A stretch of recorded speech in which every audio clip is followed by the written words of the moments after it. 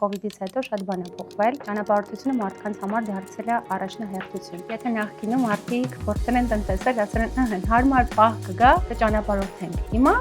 այս պահից հարմար գոյություն չունի։ Մենք երբեք այս տարիների ընթացքում մեր հաճախորդին մենակ ճանապարհին չենք թողել։ Մեր համար ամենակարևոր հիմքը դա ապահովությունն ու անվտանգությունն է։ Մեր հայերի ամենասիրած ուղղություններից երկուսը դա Եգիպտոսն է եւ Արաբական Միացյալ Էմիրությունները, ընտանեկան հանգստի սիրահարների համար առանձնացնեմ Կիպրոսը եւ Հունաստանը։ Հայաստանի համար ամենալավ կարևոր կետերից մեկը հենց մեր հյուրընկալությունն է։ Ես ճանապարհորդել եմ աշխարհի տարբեր երկրներում, հավատացեք, մեր հյուրընկալությունը երևի թոփերի մեջ է, եթե ոչ լավագույնը, ապա թոփերի մեջ է։ Ինչու՞ չէ, նաև եթե տուրիստը հարցնում է որևիցե վայրի մասին, նույնիսկ ուզում եք ուղեկցել մինչև վերջակետը, քանի որ դա մեր, այսպես ասած, թասիբի, մեր